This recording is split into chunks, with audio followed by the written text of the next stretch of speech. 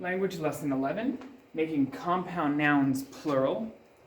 So far we've only done singular nouns, making them plural, and now some things like mailboxes, mail and box. Do we do mail's box or mailboxes? So most of the time, if it's a one-word compound, let's say like mailbox, strawberry, heirloom, grandchild, those things we would just do mailboxes, strawberries, heirlooms, grandchildren. So if it'd be something with men, let's say chairman, then we would do chairmen, not chairmen's. That would be possessive in any case. So if it's one word written together, but there's two words written together, we would just add the S or ES at the end. But there is some that actually don't happen like that, like passerby.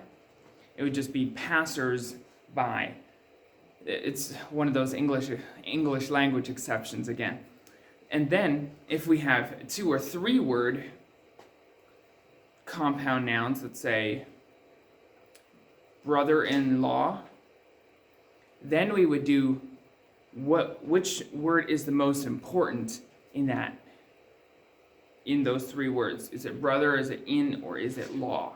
It's brother or sister or mother or father-in-law. So then we would do brother-in-law would be brothers-in-law, not brother-in-laws, even though it's said like that very often. It's brothers-in-law, sisters-in-law. Because the sisters are plural, it's not the law that is plural.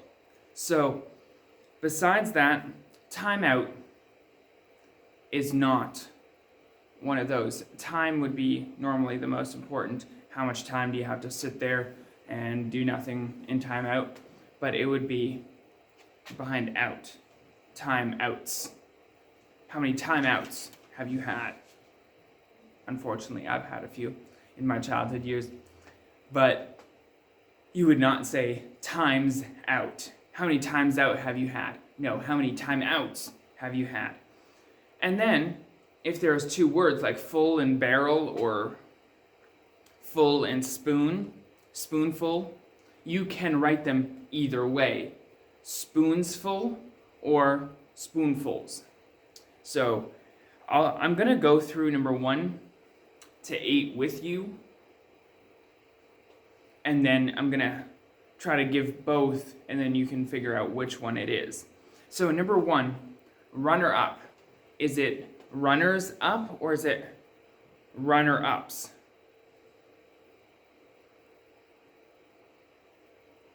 Go ahead and write it down, and then I'm going to tell you the answer. Runners up. Number 2, attorney general. Which one is the most important with those two words? Attorney or general? It's going to be attorney. So you'd have attorneys general. Number 3, joint chief of staff. Would you say joint chiefs of staff, or would you write joint chief of staffs? Which is the most important word here? It's the chief. So therefore you would write joint chiefs of staff.